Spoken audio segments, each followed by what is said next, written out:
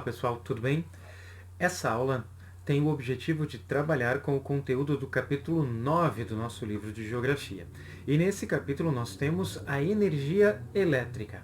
Na semana passada, como vocês devem se recordar, nós estudamos um pouquinho a respeito dos combustíveis fósseis, aqueles que nós chamamos de não renováveis, porque demoram muito tempo para serem produzidos pela mãe natureza. Nesse caso, nós estudamos então o petróleo, o carvão mineral e o gás, que de certa forma são a mesma coisa, pois o processo de produção é o mesmo, apenas são etapas um pouco diferentes dessa produção.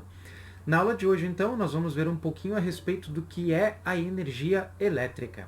Para isso, faremos uso então do nosso livro didático, cujo capítulo 9 começa a partir da página 94. Acompanhem aí e vamos então descobrir a importância e o funcionamento do sistema elétrico mundial. Olá pessoal, essa narração tem como objetivo trabalhar com o capítulo 9 do nosso livro didático, que trabalha com o conteúdo da energia elétrica. Ele é uma continuação direta do assunto da semana passada, a energia, sendo que na semana passada nós vimos então as fontes não renováveis. A eletricidade é uma fonte renovável. Relembrando então um pouco do que vimos, o termo energia, no contexto da geografia da sociedade, é o equivalente a recursos energéticos, ou seja, combustíveis de diversas formas, sejam eles derivados do petróleo ou não, e a eletricidade em geral. Essas formas de energia podem ser facilmente transformadas em outros tipos de energia que podem servir a um objetivo particularmente útil, como ligar um aparelho eletrônico ou mover uma empresa. Sabemos que o mundo absolutamente não pode crescer sem energia. No mundo industrializado que nós vivemos, agora nesta quarta etapa da Revolução Industrial, o consumo de energia aumenta. E nesse nosso mundo, tudo, mas absolutamente tudo depende de eletricidade, como a agricultura, transportes, o reuso dos desperdícios, a tecnologia da informação, as telecomunicações e tudo mais. E como sabemos, o consumo crescente de energia, que também nos faz crescer, causa o aquecimento global. Portanto, ele tem dois lados, um extremamente positivo e um extremamente negativo. Entrando então no conteúdo do capítulo 9, Geração de Energia Elétrica, vocês vão ver, logo no começo do capítulo, dois gráficos extremamente importantes. O primeiro, a geração de eletricidade no mundo. Vocês vão observar que a maior parte da eletricidade do mundo tem origem no carvão mineral, nas chamadas usinas termoelétricas. Depois, a segunda maior forma de se produzir energia elétrica no mundo é através do gás natural. E a terceira são as hidrelétricas. Existem outras formas de produzir eletricidade, mas essas três em conjunto são as mais utilizadas. E, infelizmente, são também as mais poluentes, como nós já vimos. Observem também o gráfico dos países que mais produzem eletricidade. Sem sombra de dúvida, os países mais ricos são os que mais produzem energia.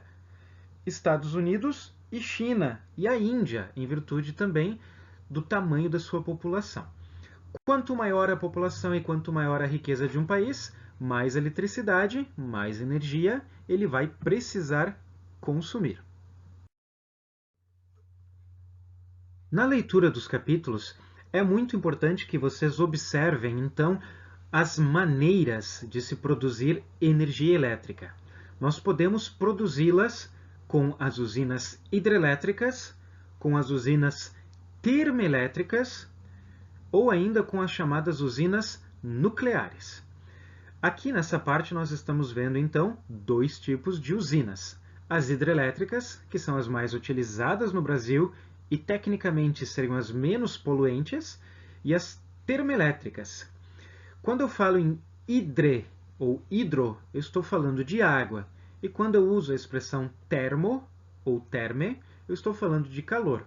Então notem que do lado esquerdo eu tenho a hidrelétrica, é a produção de eletricidade a partir da água, e do lado direito eu tenho a termoelétrica, que é a produção de eletricidade com o uso do calor. Ambas as formas são extremamente utilizadas. Lembrando que, no Brasil, as hidrelétricas são mais utilizadas, mas em sentido geral, no mundo, as termoelétricas são mais utilizadas na produção da eletricidade. Aqui, então, um exemplo de uma hidrelétrica. Vocês vão observar que as hidrelétricas, independente do tamanho ou do formato, vão seguir basicamente a mesma lógica. Elas vão construir uma espécie de uma ponte ou de um grande reservatório que vai segurar a água. Esse reservatório vai ter um escape, ou seja, jatos gigantescos de água vão escapar por um lado específico. E abaixo desta queda de água, vocês vão notar que existem turbinas, como se fossem turbinas de um avião ou mesmo as pás de um ventilador. Enquanto a água cai sobre essas pás, sobre essas turbinas, elas vão girando. E o fato de elas girarem a extrema velocidade produz energia elétrica, que depois vai ser capturada, então, por um sistema elétrico, e esse sistema depois distribuirá toda a eletricidade produzida por esses geradores e essas turbinas para as residências. O perfil esquemático de uma hidrelétrica vocês têm na página 95 do livro. Certamente vocês lerão com bastante atenção. Mas aqui pode-se observar um desenho bastante semelhante, ainda que não seja exatamente igual. Notem que o reservatório de água tem uma queda. Essa queda é conduzida através de um duto, ou uma espécie de um cano. Toda a força da água, então, vai mover aquela turbina, que vai girar a alta velocidade. O ato de essa turbina girar a alta velocidade vai produzir eletricidade através de um gerador. O gerador vai mandar toda essa energia produzida às linhas de distribuição. E as linhas de distribuição, por sua vez, conduzem a eletricidade às nossas residências. Uma usina termoelétrica não é muito diferente de uma hidrelétrica. A única grande diferença entre as duas, como eu disse, é o tipo de matéria-prima utilizada na produção da eletricidade. Numa é a água, na outra é o carvão. Isso significa que a usina termoelétrica produz um tipo de eletricidade que é muito mais poluente, pois a queima do carvão libera gases tóxicos na atmosfera. Mas o princípio é muito semelhante. O aquecer, o ferver da água com o carvão vai liberar muito vapor. Esse vapor vai ser canalizado para passar por uma turbina.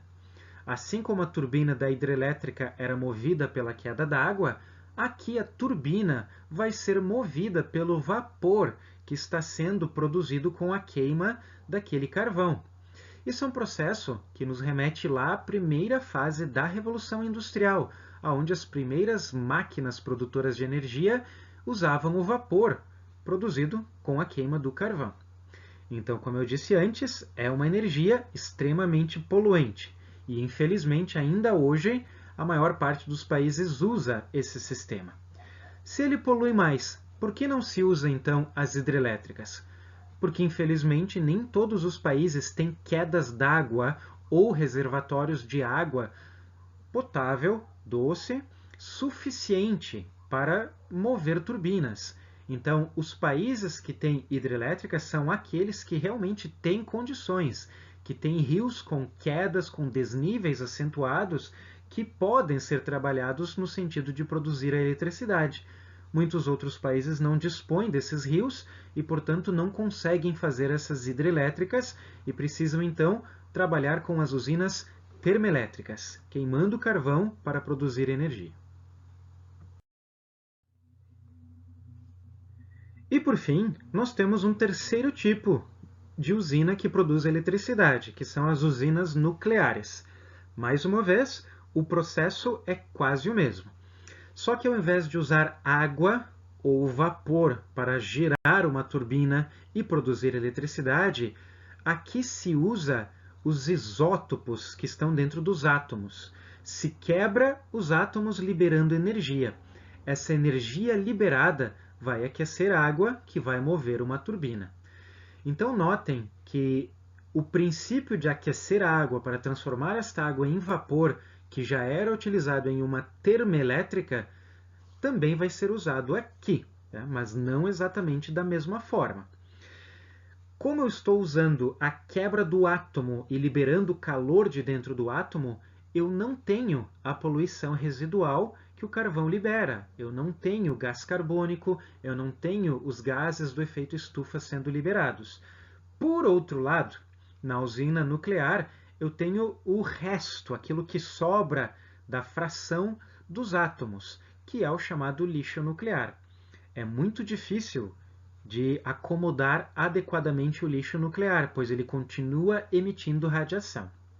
Uma coisa que é importante ter noção é que essas chaminés que estão liberando fumaça não são poluentes. Este é o próprio vapor da água que está sendo liberado depois de passar pelas turbinas, ou seja, ele não é nada poluente.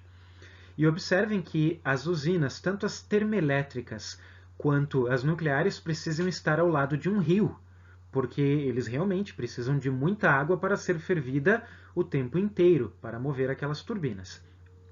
De qualquer forma, tanto nas hidrelétricas quanto nas termoelétricas e nas usinas nucleares, existe algo em comum, que é o fato de uma turbina ser girada, movida a alta velocidade de alguma forma para produzir eletricidade. A eletricidade, então, é gerada pelo movimento. Isso faz parte das leis da física, que certamente vocês estudarão nas disciplinas convenientes. Se percebe nesse esquema de uma usina nuclear que ela não difere tanto de uma usina termoelétrica ou de uma usina hidrelétrica.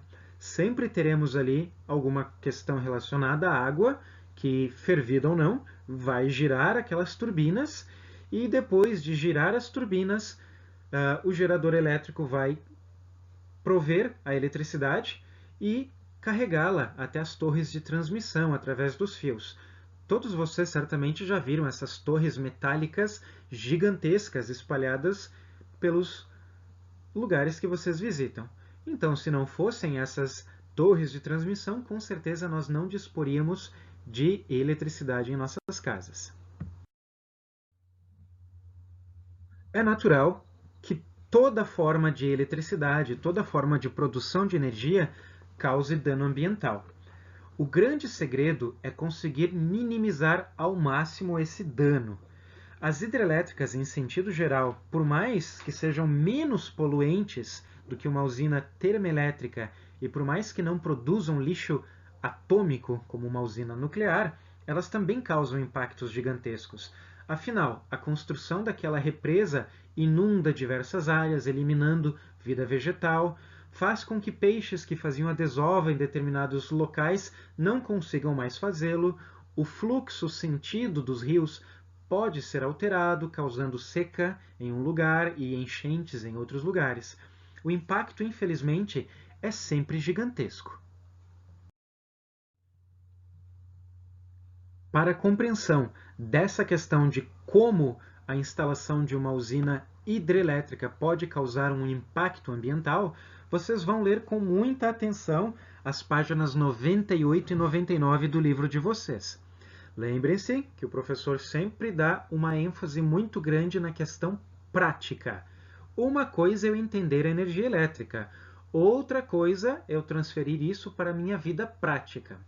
E entender o funcionamento da energia elétrica me dá duas coisas úteis para a vida. Primeiro, o sentido do respeito por esse tipo de energia, porque todos nós dependemos dela, e a consciência de usá-la de uma forma inteligente, não desperdiçando e, acima de tudo, pressionando os governos para que façam o mínimo possível de dano ao meio ambiente. Portanto, leiam essas duas páginas com muito mais atenção do que leram as demais até aqui. Afinal de contas, o nosso papel, não apenas como escola, mas como cidadãos do país, é zelar para que ele seja um país bom para todos, inclusive para as formas de vida não humanas, como as plantas e os animais. Afinal de contas, vivemos em um equilíbrio. Se eles sofrem, nós sofremos. Se eles estiverem bem, nós estaremos bem também.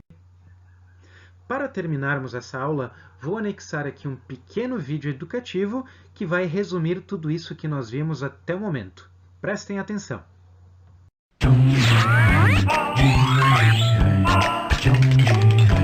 De onde vem?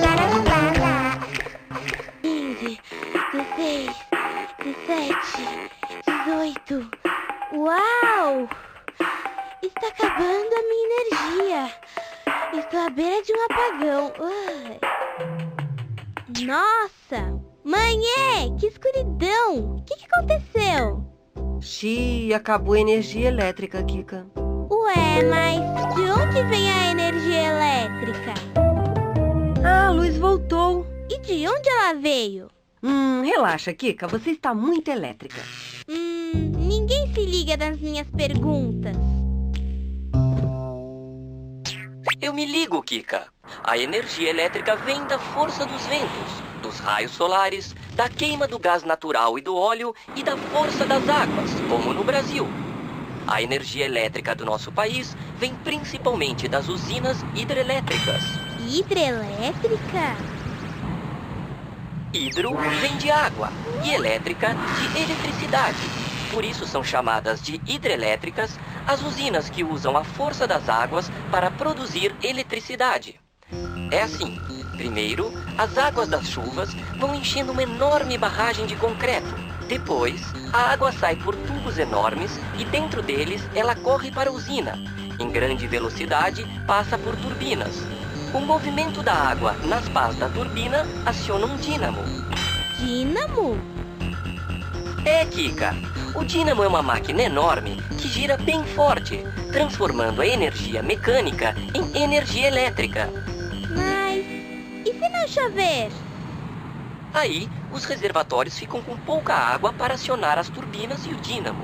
E então, pode faltar energia nas casas, indústrias, escolas e hospitais. É por isso que nos tempos de pouca chuva, a gente tem que economizar eletricidade, Kika.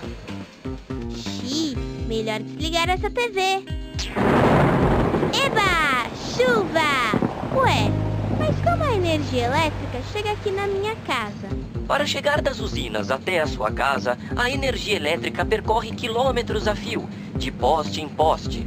Do poste em frente à sua casa, ela segue por um cabo até os fios que distribuem energia por todos os cômodos. A ponta deste fio é a tomada. Uau! De onde será que veio essa ideia luminosa de inventar a luz elétrica? Entre os séculos 17 e 18, o físico americano Benjamin Franklin observou o céu em noites de tempestade e descobriu que os raios eram descargas de correntes elétricas que vinham das nuvens. Mas só no final do século 19, os homens começaram a usar a energia elétrica no seu dia a dia. Hoje a gente não pode viver sem ela. É com a energia elétrica que ligamos os computadores, enceramos o chão, congelamos o sorvete e esquentamos o macarrão. Que bom que este tal de Benjamin estudou a energia elétrica que hoje vem das águas, que enchem as barragens que estão nas usinas e depois caem e movimentam as turbinas que levam energia para os postes e fios que trazem a luz para todo o Brasil. Nossa, Kika, de onde vem tanta energia e sabedoria? Se eu contar, você não vai acreditar. Um tchauzinho elétrico e até o programa que vem, com mais um De Onde Vem! Uau, muita coisa! Realmente, a eletricidade é uma coisa extremamente importante. Sem ela, a gente não conseguiria ligar a nossa televisão, não conseguiríamos utilizar o computador, não conseguiríamos ligar os nossos aparelhos celulares, as empresas não funcionariam, as indústrias não produziriam e o mundo iria parar. Então, lembrem-se que a energia elétrica é aquela energia proveniente lá da segunda etapa, ou da segunda fase da Revolução Industrial, e que sem ela realmente nós não teríamos chegado em absolutamente lugar nenhum. Galera, próxima vez que vocês ligarem a televisão para assistir um filme bacana, como por exemplo Guerra Infinita dos Vingadores, lembrem-se de agradecer aos gênios por trás da descoberta da energia elétrica e agradeçam também a todos aqueles trabalhadores que permitem que essa eletricidade continue chegando às nossas residências.